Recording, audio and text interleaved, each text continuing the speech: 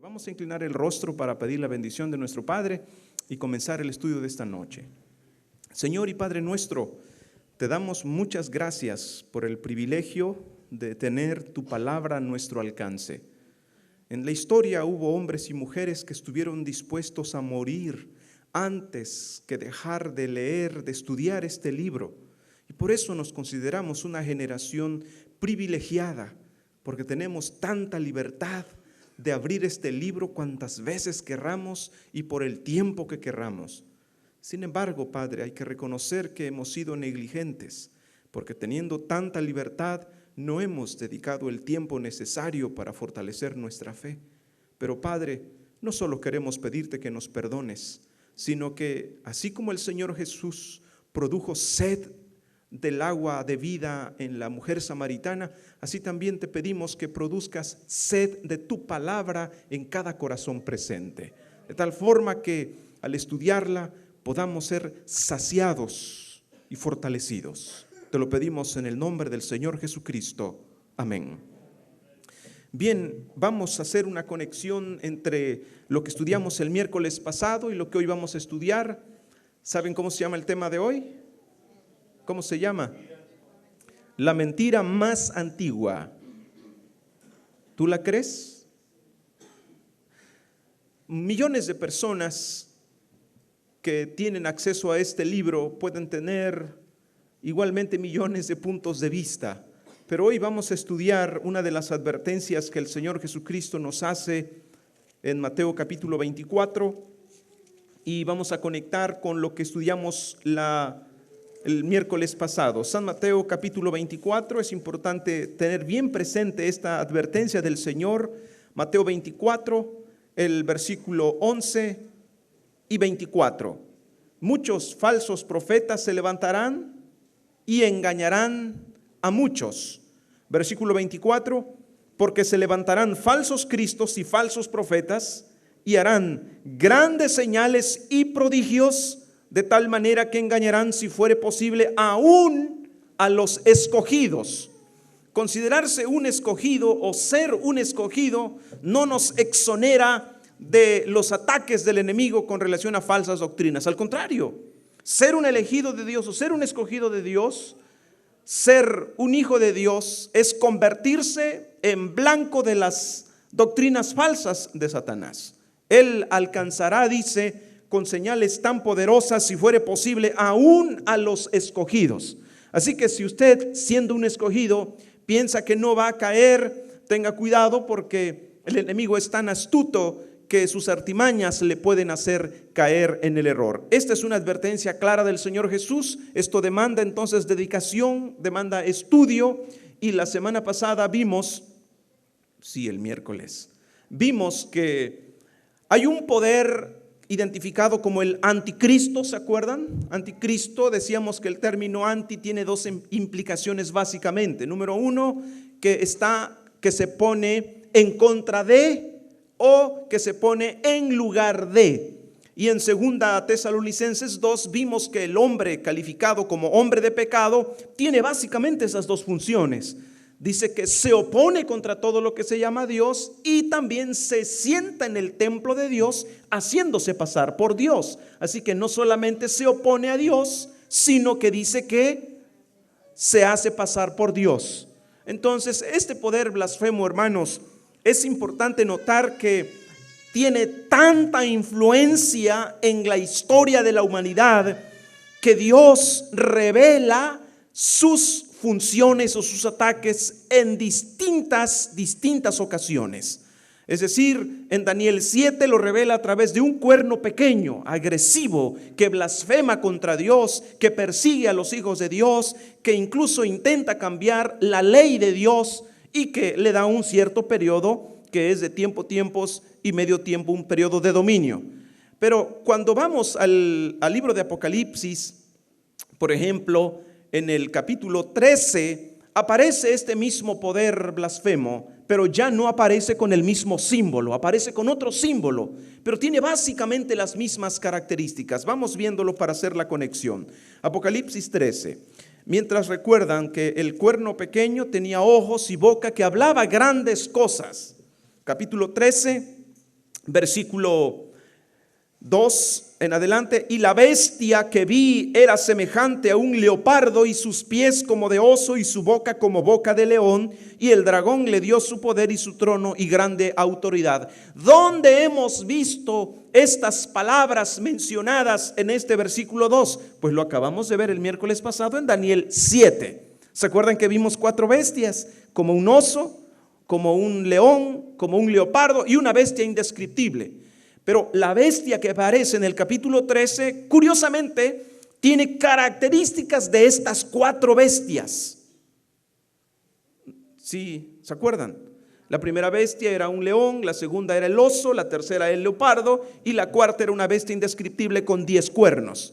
Pues esa misma bestia descrita en Daniel 7 aparece en el capítulo 13 de Apocalipsis, versículo 13:2, versículo 2. Vi la bestia y era semejante a un leopardo.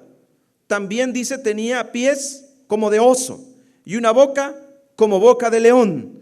Pero en el versículo 1 dice que esta misma bestia tiene 10 cuernos. Así que ese es un rasgo distintivo de la bestia que aparece en Daniel 7. Así que quiero que vean, hagamos un esfuerzo en nuestra imaginación. Las bestias que aparecen en Daniel 7 ahora se conectan con la visión del capítulo 13 de Apocalipsis. Esa bestia que aparece en el capítulo 13 tiene rasgos, características de las bestias del capítulo 7.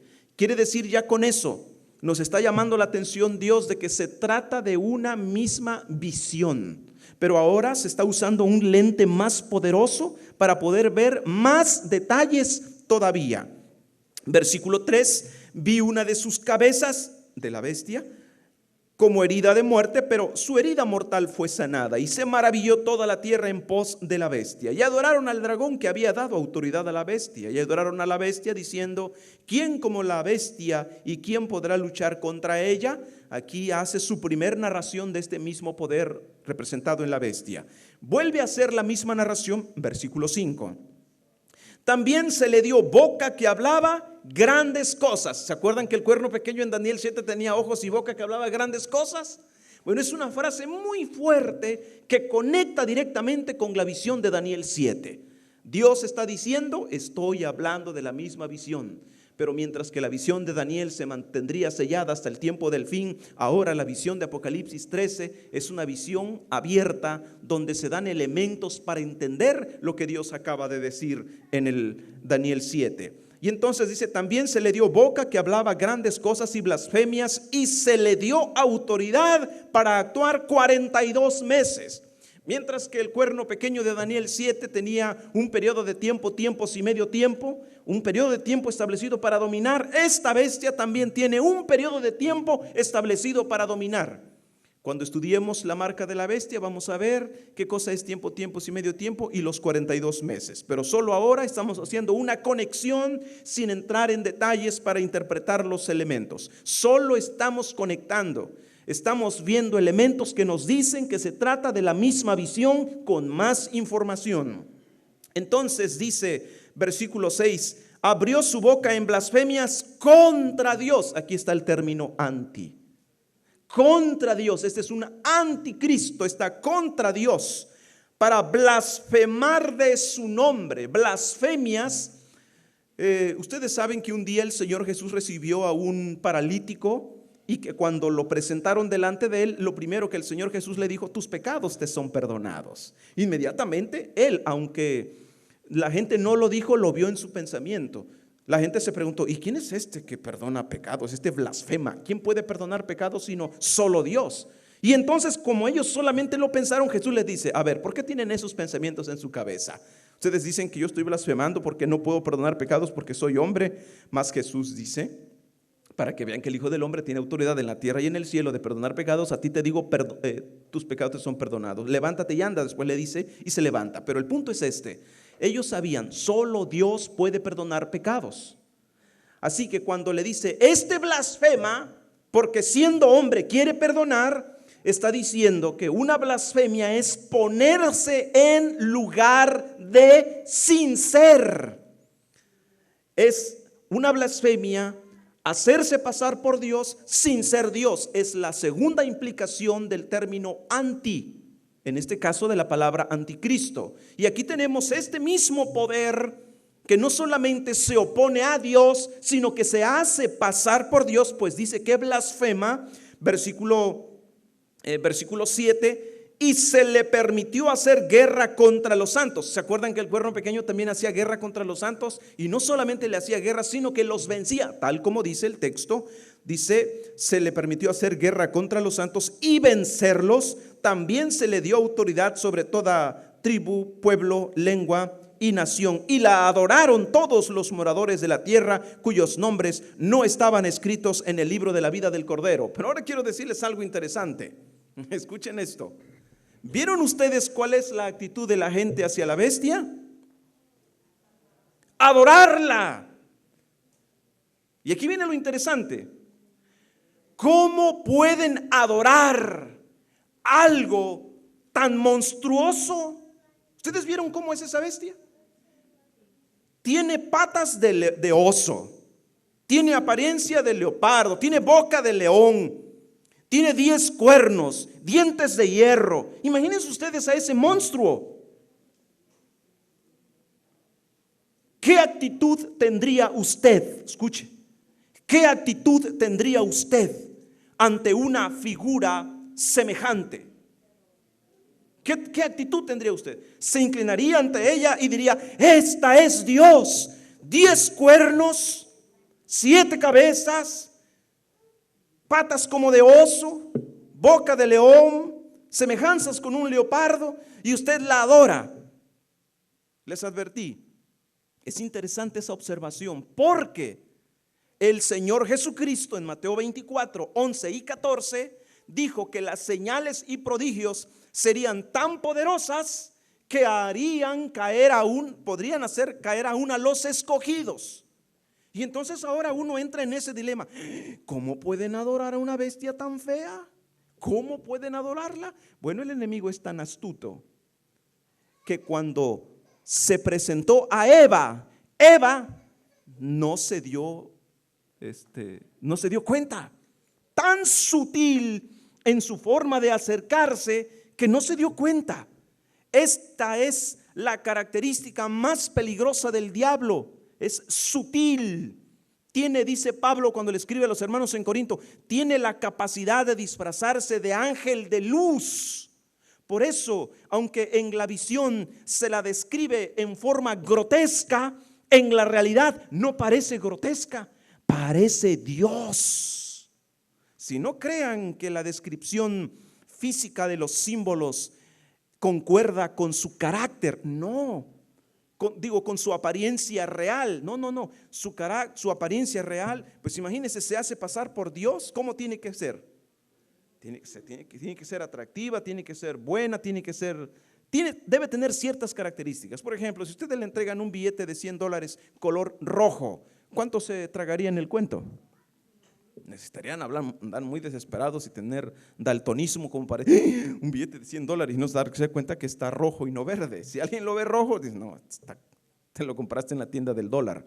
Pero si uno lo ve verde con todos los elementos, oye, sí es, al menos parece.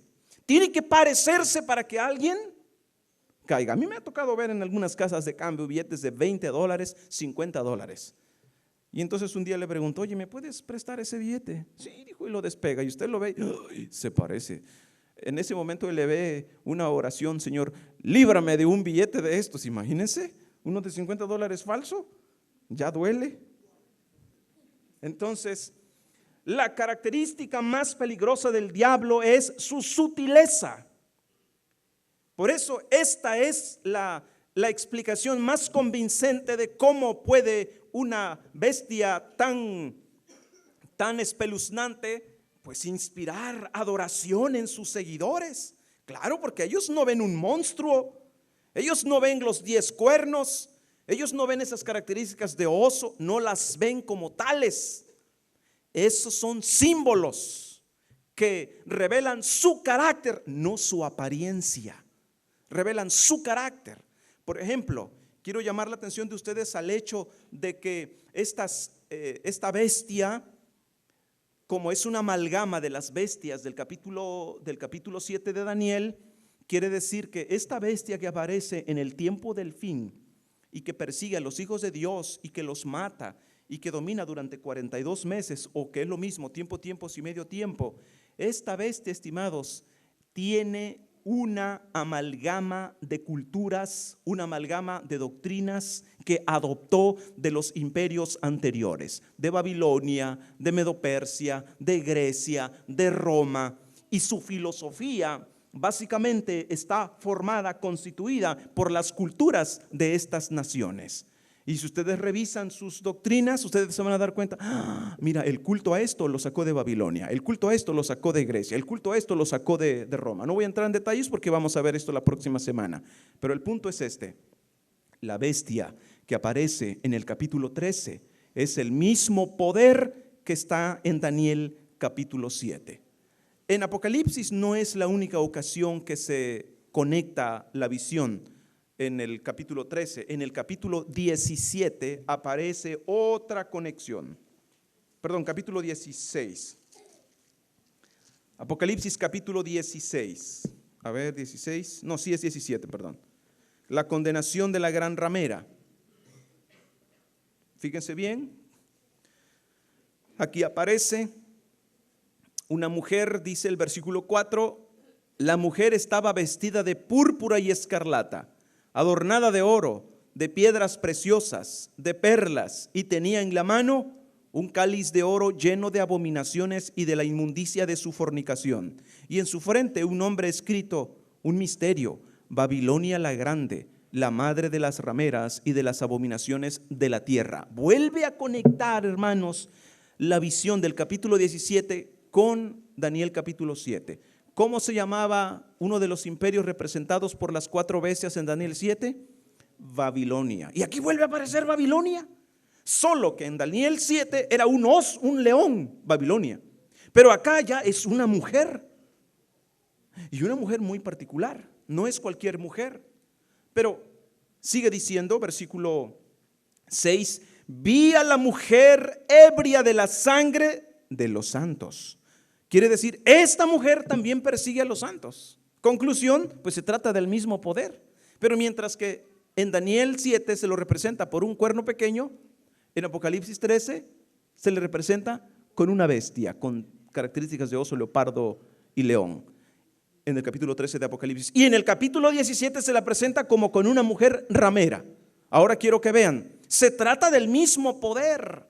Les dije, Dios consideró este asunto de tanta influencia, de tanta trascendencia, que se tomó la molestia de llamar nuestra atención una y otra vez, hasta el cansancio. Pero ahora dice, vi a la mujer ebria de la sangre de los santos y de la sangre de los mártires de Jesús. Y cuando la vi, quedé asombrado con gran asombro. ¿Se acuerdan que el capítulo 13, cuando la bestia está en su poder, en su apogeo, dice que la gente se asombró? ¿Quién como la bestia? Esa misma expresión está aquí cuando dice, y cuando la vi quedé con gran asombro. ¿Quién contra esta mujer? Es poderosa, está sentada sobre muchas aguas, como lo dice el versículo 1, Apocalipsis 17:1. Vi entonces a uno de los 7 ángeles que tenía las 7 copas y hablaba conmigo diciendo, ven y te voy a mostrar la sentencia contra la gran ramera, la que está sentada sobre muchas aguas. Y el versículo 15 me dijo también, las aguas que has visto, la ramera se sienta, sobre las que la ramera se sienta, son pueblos, muchedumbres, naciones y lenguas. Mucha gente la apoya, bueno, el poder lo tiene de la gente. Insisto nuevamente con la misma pregunta, ¿cómo puede una mujer tan mala, que se embriaga con la sangre de los santos, tener tanto pueblo? Es el mismo asunto en el capítulo 13. ¿Cómo pueden adorar a una bestia tan horrible, tan fea? Pero aquí en el capítulo 17, ¿cómo puede tanta gente sostener a esta mujer que ha perseguido a los santos de Dios y que además es una ramera? Fíjense cómo es el asunto. ¿Cómo? Insisto, porque estas características físicas son símbolos que más que revelar su apariencia física, revelan su carácter diabólico, un carácter perseguidor, un carácter sanguinario, un carácter blasfemo delante de Dios. Pero ahora quiero que vean entonces la conexión que estamos haciendo. Insisto, Daniel 7, Apocalipsis 13 y Apocalipsis 17 están hablando del mismo poder. Mientras que en Daniel 7 es un cuernito, en Apocalipsis 13 es una bestia, en Apocalipsis 17 es una mujer ramera, no importa, se trata del mismo mensaje. Hay varias frases que nos conectan y a grito nos dicen, hey, se trata del mismo poder, cuidado. Acuérdense, la artimaña del enemigo es la sutileza, es un experto en usar disfraces. Y con esa cantidad de veces que Dios presenta una visión, nos está diciendo a gritos, abusados, no siempre se presenta con el mismo disfraz. A veces lo van a ver como un cuernito, a veces lo van a ver como una bestia, a veces la van a ver como una mujer y a veces la van a ver como un cordero. Si ustedes leen el capítulo 13 se van a dar cuenta que hay otra bestia que tiene cuernos de cordero. Y uno dice, ay, mira, parece un cordero. Claro, si la única forma de que la bestia se haga pasar por Cristo y la gente crea que es Cristo y por lo tanto la adore, pues la única forma es que se parezca a Cristo. Y como el cordero es símbolo de Cristo, pues entonces tiene esas características que a grito nos dice, aunque veas una descripción en símbolos grotesca, en la realidad tiene apariencia de cordero. Por eso es que la gente la adora, porque piensa que realmente es Dios. Pero ahora volvamos, ya una vez establecida la conexión en estas tres visiones que Juan, y no son las únicas, hay más visiones que recibe sobre este poder blasfemo, especialmente en capítulo 9 de Daniel. Pero ahora estamos en el capítulo 17 de Apocalipsis. Apocalipsis capítulo 17. Ahora van a ver por qué era importante ver la conexión y darnos cuenta que se trata del mismo poder. Estamos Apocalipsis capítulo 17. Entonces ya vimos el versículo 1 que dice que estaba sentada sobre muchas aguas que significan pueblos, multitudes que la apoyan, que la siguen. Verso 2, cuando dice, con la cual han fornicado los reyes de la tierra, por eso le llama ramera, porque no ha sido fiel a Cristo.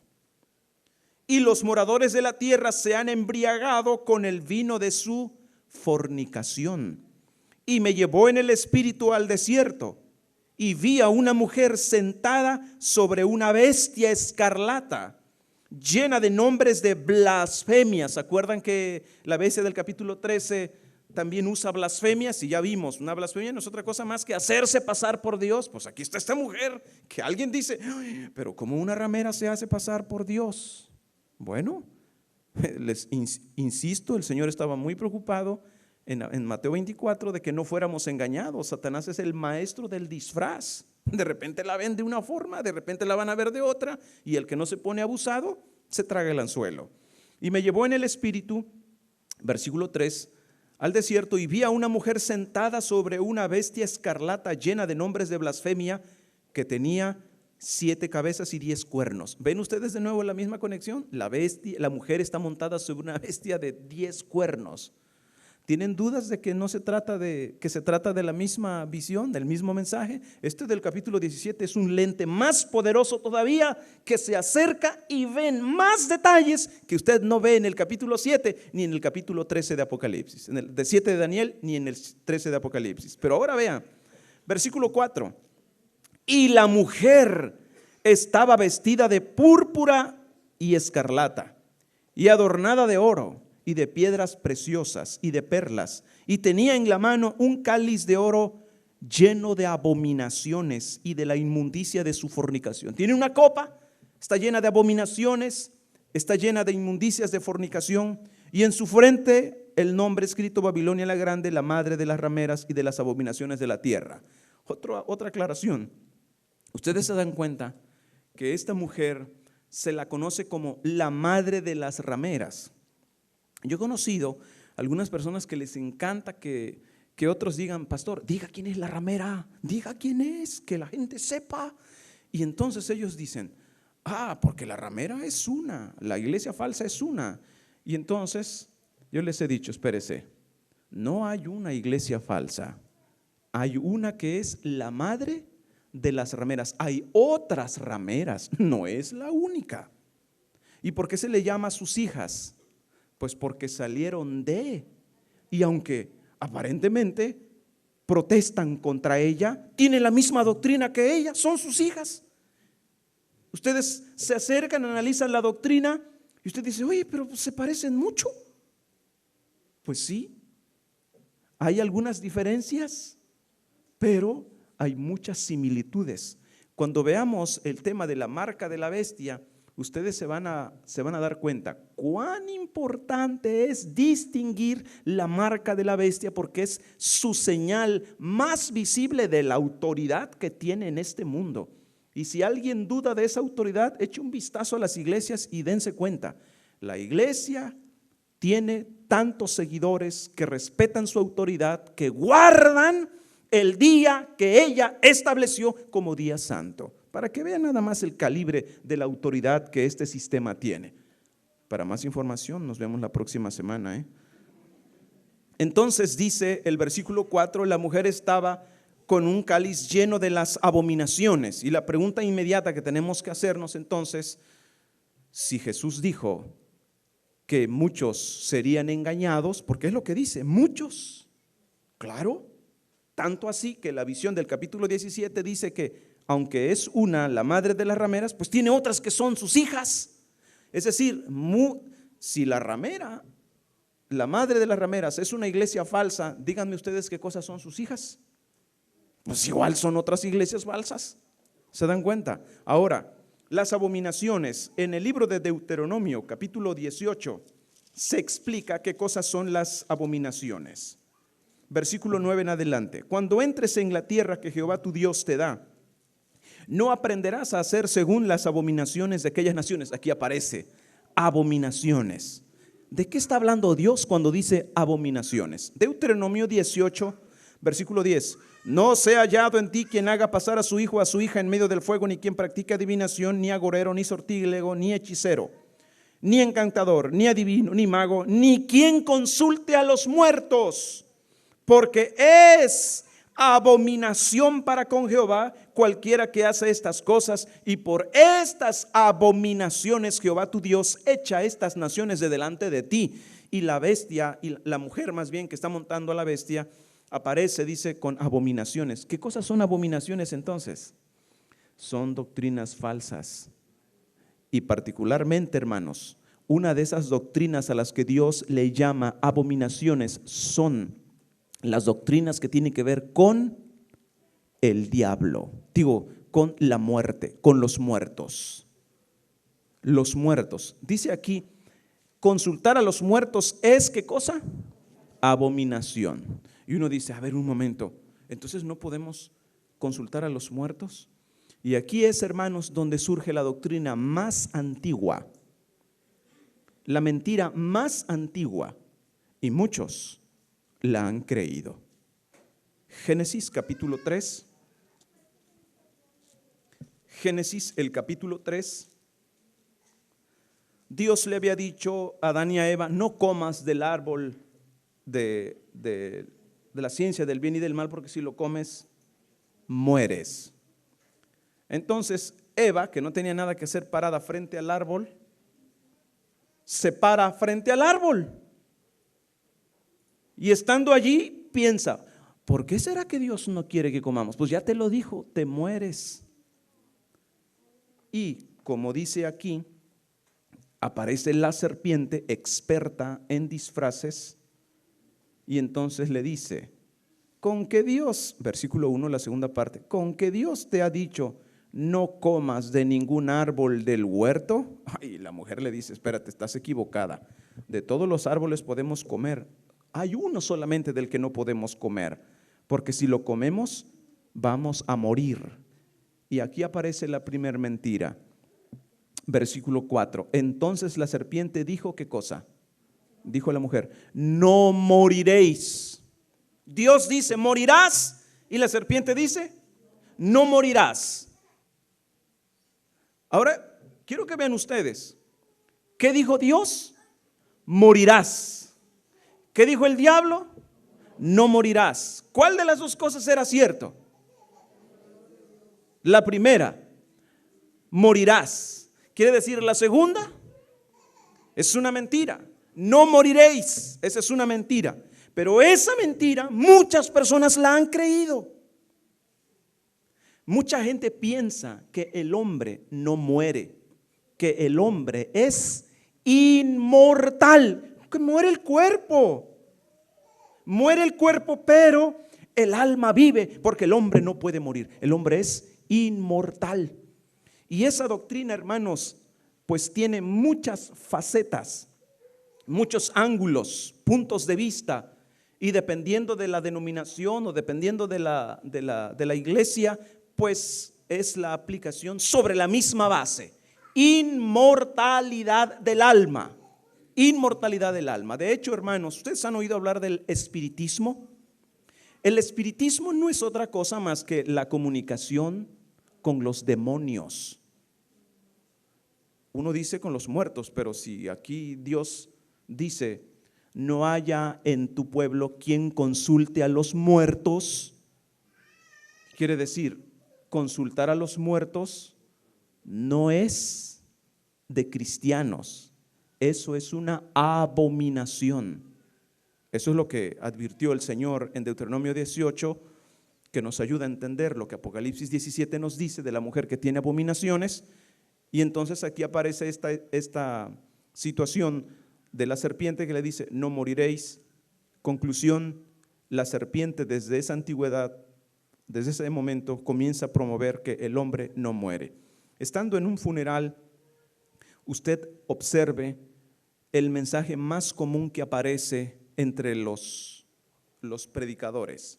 Está ahí la persona en el féretro y para poder dar consuelo dicen: hermanos, no estén tristes, nuestro hermano fulano de tal ya está en la presencia del Señor.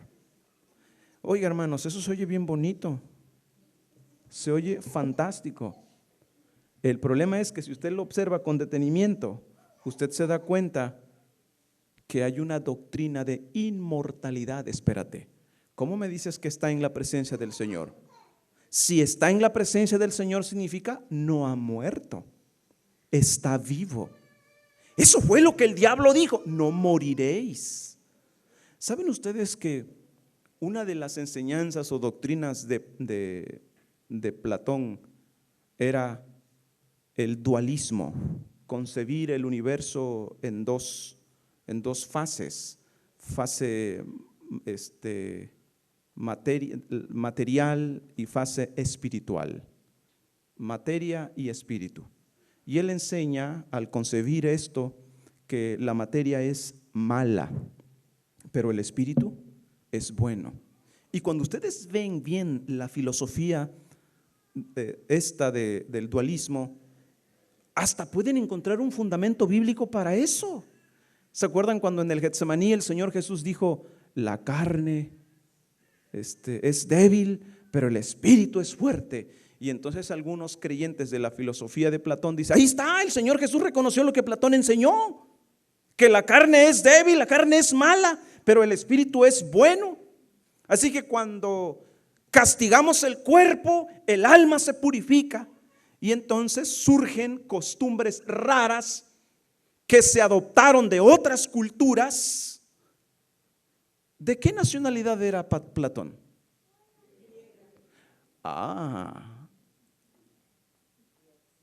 ¿Se dan cuenta? Hay un sistema religioso que tiene un parecido con el leopardo. ¿Se acuerdan? Capítulo 13. Leopardo. Ese es un mensaje a gritos de que este sistema tiene creencias del imperio representado por el leopardo. ¿Cuál es ese imperio? Grecia. Y la iglesia representada en el capítulo 17 por una mujer adopta la creencia de los griegos, la creencia de los babilonios, de los romanos, de una forma sorprendente. Y aparece entre ellos entonces Platón y dice: la la materia es mala. Y entonces, una vez más se escucha la voz de la serpiente. La carne es mala, el espíritu es bueno.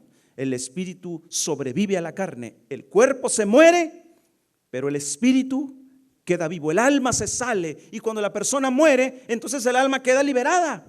Ahora el alma es como Dios. Porque antes, a ver, intente usted ahora que está vivito y coleando, intente atravesar esta pared. ¿Qué le va a pasar? Pues va a quedar más chato. Pero si usted muere y el alma sale, ya dejó el cuerpo ahí, dice, ay, ya me deshice, no me dejaba pasar. Y entonces el alma se atraviesa y ya se liberó. Y el alma puede viajar a cualquier lugar, el alma puede ir a cualquier ambiente, puede conocer todo, puede estar en su casa. Sí, si usted tiene un familiar en Veracruz, que alguno tiene que haber aquí de Veracruz, tiene un familiar allá en Veracruz y usted vive acá y tiene un ser querido que ha fallecido, pues esta noche su familiar está aquí y a otro día al amanecer, ¡pum!, se va para allá. ¿Ven esa facilidad? Antes el cuerpo le estorbaba, pero ahora ya no le estorba. Estoy diciendo que las mentiras del enemigo son tan sutiles y muchos creyentes en Cristo la han aceptado. ¿Qué enseñó la Biblia o qué enseñó el Señor Jesús acerca del estado de los muertos? Dios dijo, están bien muertos. Y Satanás dice, no, todavía podemos hablar con ellos. Y era una creencia, hermanos, pagana, tan creída, tan practicada, que Dios dijo, hijos, por favor, no me anden con esas prácticas de consultar a los muertos. Ustedes saben que los muertos están muertos. Y entonces, ¿con quién hablarán? Un día un profesor, porque miren, esto está más que como para una semana completita. Un profesor en Piedras Negras, he platicado muchas veces esta historia, me estaba comentando, yo era un jovencito de, bueno, ni tan jovencito, ya tenía 19 años. Hace como 40 meses. Entonces, el profesor, yo le mencioné acerca del estado de los muertos. ¿Y saben lo que me dice el profe? Dice, yo no creo eso que tú me estás diciendo. Y me dice, a ver, explícame esto. Tú me estás diciendo que entonces el espíritu con el que la gente habla no es la persona, sino demonios, es el diablo. Y entonces yo le digo, pues sí, eso es lo que dice la Biblia. Para empezar, Dios lo prohíbe. Ah, me dice, escúchame ahora. Yo tengo una amiga, dice, una profesora. Su hermana murió y dejó una niña pequeña de unos 5 o 6 años. Creo que ya iba a la primaria, 6 años. Y entonces dice, al morir su hermana, de la profesora, mi amiga, al morir ella, pues mi amiga adoptó a la niña y se la llevó para su casa. Y un día, mientras la niña se bañaba, mi amiga, la maestra, escuchó que la niña estaba hablando. Al principio no le sorprendió porque, pues, qué niños, si hasta los adultos de repente hablamos solos. Pues la niña estaba hablando sola. Pero pasó la segunda vez por la puerta y seguía hablando. Y la tercera vez y seguía hablando. Y la cuarta vez y le llamó ya mucho la atención que no era una plática común. Algo extraño había. Y sí, a mí hasta se me pararon los pelos cuando me dice que la niña sale y la maestra le dice, mijita, ¿hablabas con alguien? Sí, dice, estaba hablando con mi mamá. Acuérdense, su mamá había muerto. Estaba hablando con mi mamá. No, dice que la profesora se asustó. ¿Cómo que? Sí. ¿Cómo entró al baño estando la puerta cerrada? Ah, es que ya se había deshecho del cuerpo, ¿verdad? El cuerpo le estorbaba y ahora el alma atravesaba cualquier muro. Ahora puede entrar a la bóveda de cualquier banco. Entonces le dice, a ver, ¿con tu mamá? Sí. ¿Y qué te dijo? Pues mira, solo vino a decirme que me porte bien, que sea obediente, que haga la tarea y que te ayude en el quehacer de la casa. Y el profesor ahí me dice, no me digas que es el diablo el que vino a darle un buen consejo. Ese es cuento tuyo, el diablo no da buenos consejos, me dice. Fíjese el argumento, El argumento es muy fuerte. Pero les digo esto, el diablo no pierde absolutamente nada dando un buen consejo. Si con eso logra algo peor, es como cuando usted va a pescar. Usted ha pescado. Usted avienta un charalito pequeñito, ¿no? Chiquito. Y cualquiera que lo ve pescando dice, ay, qué tontito, mira, está tirando el pescado, se lo van a comer. Pero si el pescado que agarra eso, pues va a ser unas 10 veces del tamaño. Entonces arriesga un pescadito, pero va a sacar un pescadón. El diablo no pierde nada en dar un buen consejo, pero ya logró que la maestra y el maestro estaban bien creídos. Ella habló con su mamá. No ha muerto su mamá está viva. Y eso, hermanos, los mismos cristianos, muchos de ellos lo creen. Si fue bueno, se va para la gloria. Si fue malo, se va para el infierno. Un día llego ahí una foto y había el nombre de una, no voy a decir el nombre de artista porque van a decir que malo soy, pero había muerto un artista muy respetable y ahí estaba un periódico primera página, el periódico ese de tempranito. Entonces ahí estaba y decía, fulano de tal ya canta en el cielo. Ay, dije yo, ¿cómo está esta cosa? Y me acerco, pues sí, es que él había muerto y para el escritor, él ya estaba cantando en el cielo. ¿Ven ustedes cómo está el asunto? Dios dice, mueres. El diablo aparece y dice, no mueres. Está complicado. Y ahora me voy a atrever a decir algo que si no lo hubiese visto no me atrevería a decirlo. Pero hay predicadores que con la Biblia en la mano, desde los púlpitos en la iglesia dicen, nuestra hermana o nuestro hermano ya está en la presencia del Señor. Entonces quiere decir, Dios era mentiroso, porque Dios dijo que no, Él se muere. Cuando una persona muere, si fue fiel a Cristo, ¿para dónde se va cuando muere? ¿Para el cielo?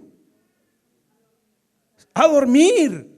Denme el nombre, para no errarle, denme el nombre del Antiguo Testamento, un nombre de una persona que ustedes digan, nombre, este sí se va derechito al cielo. Denme un nombre. Moisés, Abraham, Daniel, Noé, no dieron el que yo quería. David, ese es el que yo quería. Bueno, pero todos esos que me han dado, Hebreos capítulo 11. Es que para todos hay. En Hebreos capítulo 11 hay una lista de personajes que independientemente de sus momentos de debilidad, finalmente lograron la victoria, lograron ser vencedores. Y su promesa pues es la vida eterna en un cielo nuevo y en una tierra nueva. Recuerden, la promesa es cielo nuevo y tierra nueva.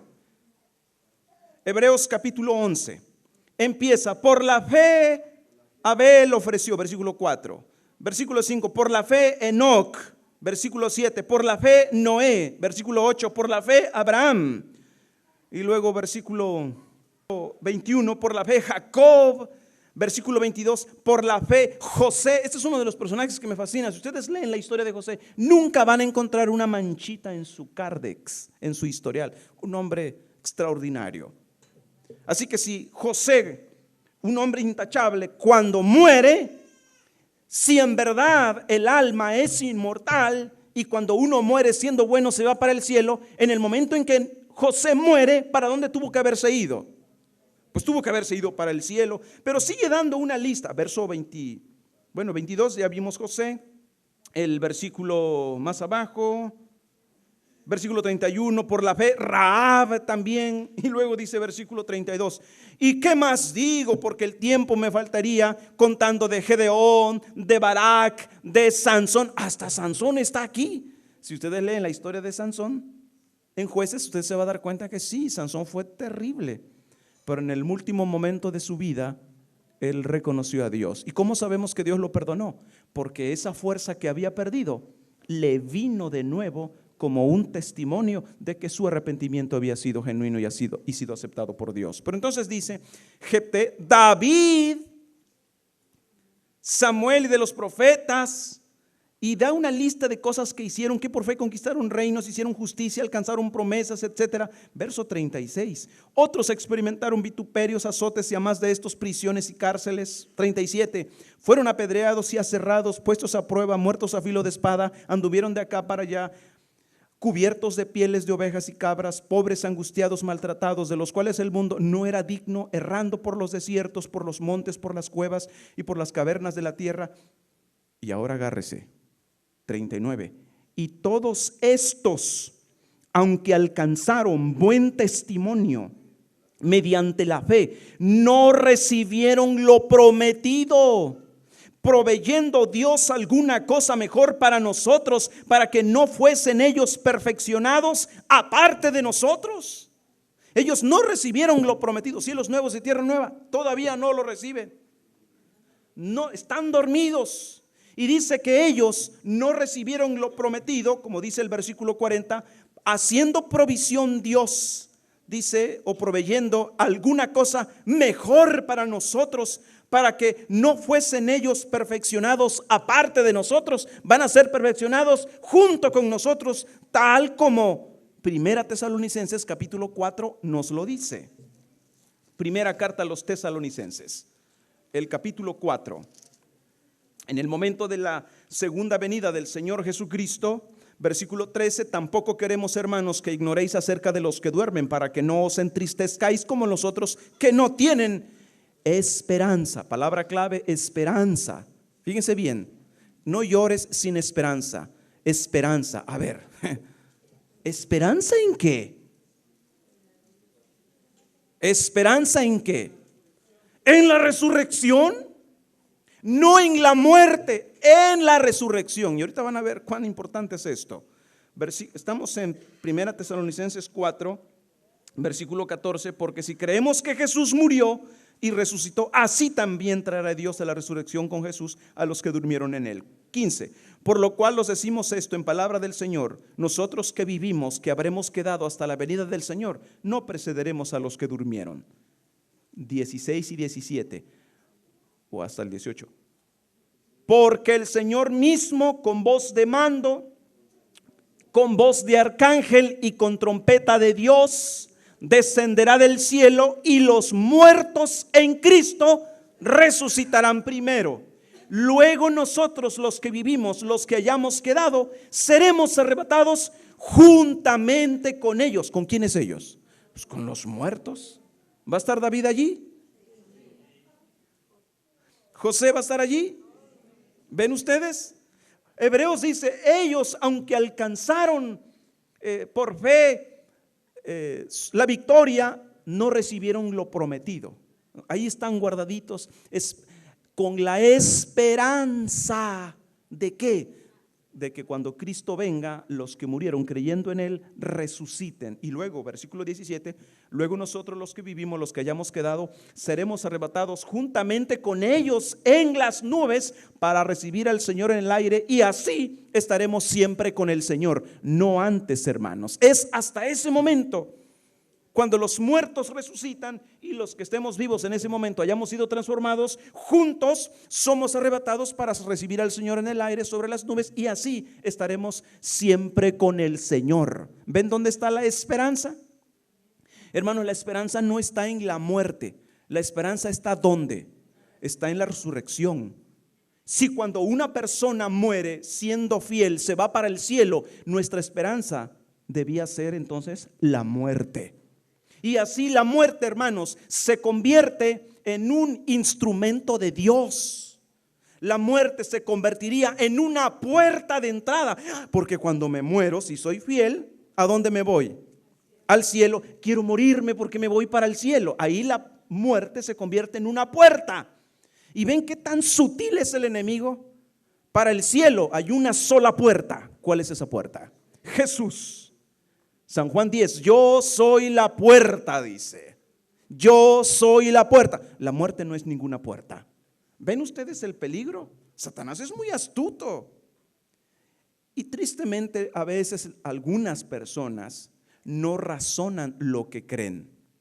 Se los dicen y así lo archivan, y gloria a Dios, aleluya, este es el evangelio. Pero cuando uno se acerca a lo que realmente la Biblia dice, oye, espérame, un momento. Entonces la muerte es la puerta de entrada al cielo. Pues desde el punto de vista espiritista, sí. Porque cuando muere, usted se deshace del cuerpo. Se cumple lo que Satanás decía cuando le dice por la serpiente a Eva: no, si tú comes del fruto no mueres, al contrario, vas a ser como Dios. Quiere decir, vas a pasar a un plano superior de existencia. Esa es la mentira más antigua, y lo interesante es que aunque es antigua, todavía hay gente que la cree. Incluso, insisto, predicadores que lo dicen desde el púlpito con la Biblia en la mano. Una mentira abiertamente contradictoria a la verdad de Dios. Por ejemplo, si entonces la muerte no es una puerta de entrada al cielo, si la muerte no es un aliado de Dios, entonces, ¿qué es la muerte? La muerte es una desgracia, hermanos. La muerte es un enemigo, que en 1 Corintios 15 lo dice en estos términos tan claros. 1 Corintios capítulo 15. Había muchas personas en Corinto que ellos, fíjense, esta mañana yo estaba leyendo este capítulo 15 y yo me quedé sorprendido. La gente que cree que cuando uno muere se va para el cielo, ¿en qué lugar deja la resurrección? Fíjese, mi esposa un día estábamos comiendo y entonces estábamos hablando acerca de cómo las personas creen en la inmortalidad del alma, y me dice, de ahí saqué ese punto de que algunas personas no razonan lo que reciben. Un predicador les dice, esto es así, y uno lo agarra y pum, lo mete en la cabeza y dice, esto es así. Aleluya, gloria a Dios, esto es así. Entonces mi esposa me dice, es increíble, dice, yo durante mucho tiempo creí en que cuando uno muere se va para el cielo, pero de repente empecé a escuchar que hay resurrección. Incluso que el predicador o el que daba el tema decía, la resurrección, pero él mismo decía, cuando uno muere se va para el cielo. Y entonces ella dice, yo comencé a inquietarme, a ver, si cuando uno muere se va para el cielo, ¿para qué quieres la resurrección? ¿Se dan cuenta? Esta es una forma sutil de rechazar la resurrección y decir, no hay resurrección. No hay resurrección. Entonces, en el tiempo de Pablo en Corinto había mucha gente que no creía en la resurrección, y Pablo les da una sacudida ahí en ese capítulo 15 bastante largo, y entonces les dice versículo 17, y si Cristo no resucitó, vuestra fe es vana. La resurrección, hermanos, es el fundamento de nuestra fe. Si Cristo no resucitó, nuestra fe no sirve de nada. Y luego entonces, por cuanto Cristo resucitó, eso es garantía de que los que murieron no están perdidos. Vea, en la mente de los apóstoles, la muerte es una desgracia, la muerte es una pena, la muerte es una pérdida sin Cristo. Pero como Cristo resucitó, entonces los que murieron no están perdidos, ellos van a resucitar. ¿Se dan cuenta? En la mente de los apóstoles estaba claro. Si en la mente de Pablo el que murió siendo fiel ya está en el cielo, entonces ¿qué importa que Cristo no haya resucitado? No importa. Fíjense bien cómo está es que esto está pesado. Pablo, fíjense las implicaciones. Si Pablo dice, si hay un hermano fiel que ya murió y ya está en el cielo, Pablo les hubiese dicho, hermanos en Corinto, está bien, hombre, no se preocupen. Si no quieren creer en la resurrección, no crean. Nadie necesita la resurrección, ya están en la presencia del Señor. Pero no, al contrario, Pablo dice, un momento, claro que Cristo resucitó. Si Cristo no hubiese resucitado, nuestra fe sería vana. Y si Cristo no resucitó, no habría resurrección de muertos. Pero como Cristo resucitó, dice aquí, verso 16, porque si los muertos no resucitan, tampoco Cristo resucitó. Y si Cristo no resucitó, vuestra fe es vana y aún estáis en vuestros pecados. Versículo 18, entonces también los que durmieron en Cristo perecieron. Si no hay resurrección, hermanos, dice Pablo, los que están muertos perecieron. están perdidos. Pero en San Juan 6, el Señor se echa un sermón como solo Él pudo haberlo hecho. En San Juan 6, Él dice así, versículo 39: y esta es la voluntad del Padre, el que me envió, que de todo lo que me diere, no pierda yo nada. Fíjense, es el mismo sentido que Pablo utiliza. Si no hay resurrección, los que están durmiendo perecieron, es decir, están perdidos. Pero Cristo dice, este es el mandamiento o esta es la voluntad del que me envió, que de todo lo que me diere no pierda yo nada. Ese verbo perder, ¿a qué se refiere? ¿A que lo perdió en el mercado? ¿Lo perdió en el monte? ¿Lo perdió en la montaña? No, se refiere a la muerte. Cuando alguien muere, alguien puede empezar, lo perdimos. Como Pablo dice, si no hay resurrección, sí, lo perdimos. Pero como sí hay resurrección, no lo perdimos. Vea lo que dice San Juan 6, entonces, versículo 39. Que todo lo que me diere no pierda yo, sino que lo resucite en el día postrero. ¿Dónde está? O en el día final. ¿Dónde está la esperanza? La esperanza no está en la muerte, hermanos. La muerte no es la puerta de entrada al cielo. La esperanza está en la resurrección. Versículo 40. Y esta es la voluntad del que me ha enviado, que todo aquel que ve al Hijo y cree en Él tenga vida eterna, y yo le resucitaré en el día postrero. Fíjense, tenga vida eterna. No la tiene, la va a tener. ¿Cuándo? Cuando yo lo resucite. El hombre no es inmortal, el hombre es mortal. Cuando morimos, nos morimos exactamente. No hay nada más cierto que eso. Cuando morimos, nos morimos. Y esperamos la resurrección. Y por eso dice aquí entonces el Señor con toda claridad, versículo 44, ninguno puede venir a mí si el Padre que me envió no le trajere, y yo le resucitaré en el día último o día posterior. Regresemos a 1 Corintios 15, porque todavía hay más. 1 Corintios 15, versículo 18, entonces también los que durmieron en Cristo perecieron. Y si en esta vida solamente esperamos en Cristo, pues somos los más dignos de conmiseración de todos los hombres. ¿Por qué dice Pablo eso? Porque dice, no hay resurrección. Uy, pues estamos fritos porque nosotros esperamos en el que resucitó. Estamos fritos. Si no hay resurrección, estamos fritos. Pero la buena noticia es que sí hay resurrección. ¿Y cómo sabe? Porque Cristo resucitó. Y aquí mismo al principio del capítulo dice que Cristo le apareció a muchas gentes para testimonio y que no hubiera duda de que Cristo resucitó, y era garantía de que habría resurrección. Versículo 20. Mas ahora Cristo, Pablo estaba emocionado porque la forma como lo dice expresa su emoción. Mas ahora Cristo ha resucitado de los muertos, primicia de los que durmieron es hecho. Porque por cuanto la muerte entró por un hombre, también por un hombre la resurrección de los muertos. Porque así como en Adán todos mueren, también en Cristo todos serán vivificados. ¿Cuántos resucitarán? Todos. Hayan creído o no hayan creído en Cristo, todos los que mueran, todos vamos a resucitar. Eso es lo que el texto dice, todos vamos a resucitar. ¿Por qué o para qué? San Juan 5. San Juan capítulo 5. Esto que Pablo dice está perfectamente en armonía con lo que el Señor Jesús predicó. San Juan capítulo 5, versículo 28 y 29. No os maravilléis de esto, porque vendrá hora cuando todos los que están en los sepulcros oirán su voz. Ahora no la oyen. ¿Ven? Los muertos no saben nada. Ni la voz de Dios oyen. Pero vendrá el momento, vendrá la hora cuando todos los que están en los sepulcros oirán.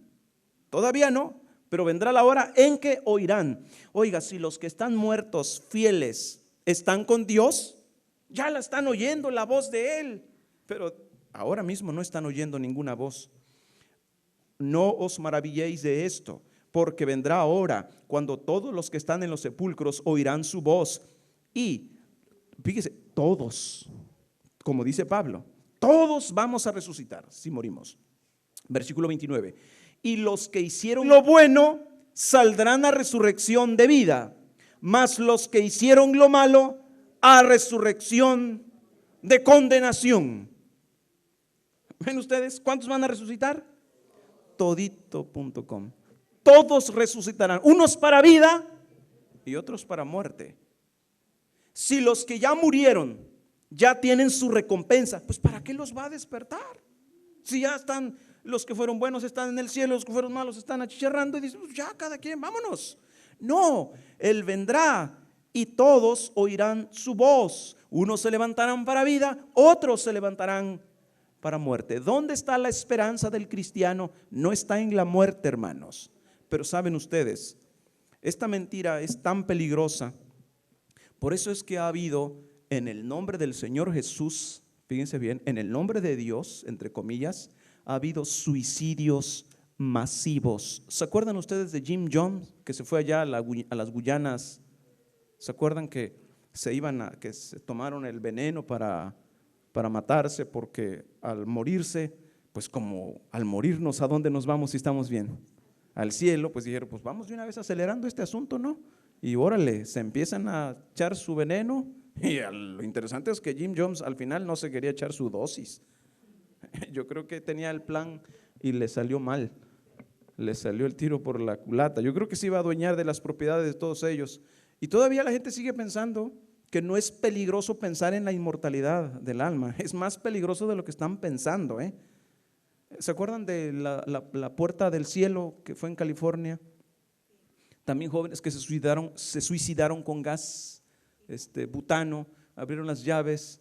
Y todavía de vez en cuando hay el aniversario de este evento, en los canales documentales como National Geographic o History Channel, hay unas escenas donde están allí estivaditos. Ahí se quedaron acostaditos, se abrieron la llave de gas, se murieron porque al morir, por eso le llaman la ventana del cielo, al morir entraban directo a la gloria, directo al cielo. ¿Se dan cuenta? ¿Es peligrosa la mentira del diablo, sí o no? Hermanos, es más peligrosa de lo que nosotros sospechamos. La esperanza del cristiano no está en la muerte. La muerte es un enemigo. La muerte es un enemigo que será derrotado al final de la historia. ¿Y cómo será derrotado? Con la resurrección de los muertos. Si un ser querido ha fallecido, hermanos, no lo hemos perdido. La resurrección es la esperanza bienaventurada que todos hemos recibido de parte del Señor Jesucristo. Quiero invitarles esta noche a tomar una decisión. ¿Van a creer la verdad o van a creer la mentira? Todos los que esta noche quieren comprometerse con el Señor diciendo, Señor, yo solo quiero creer tu verdad, yo les invito para que esta noche vengan aquí al frente y juntos hagamos una oración.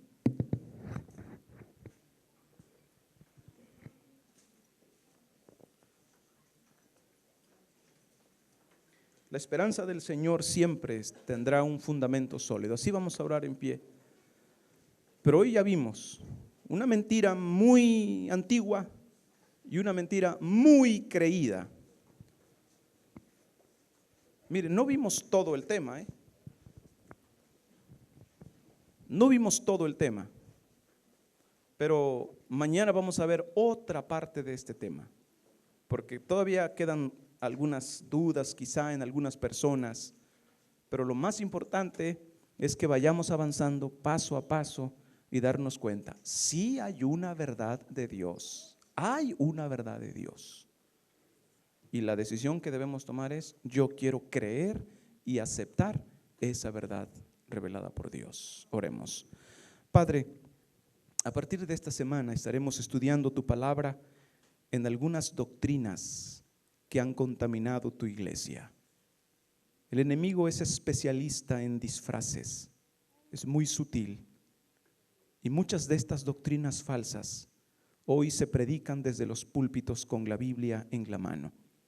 Con razón, el Señor Jesucristo estaba preocupado cuando dijo, mirad que nadie os engañe, porque vendrán muchos en mi nombre y a muchos engañarán. Así que no es de sorprendernos que cada vez más personas crean estas doctrinas como la que hoy hemos estudiado de la inmortalidad del alma.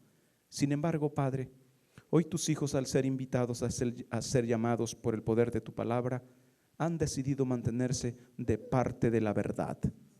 Tal vez alguno creía lo contrario, pero pienso que al venir al frente ha renunciado a la doctrina falsa y está aceptando la doctrina de Cristo.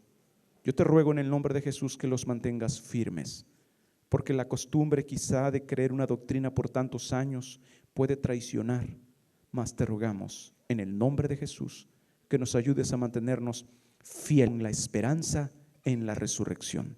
Te lo rogamos en el nombre de nuestro Señor Jesucristo. Amén.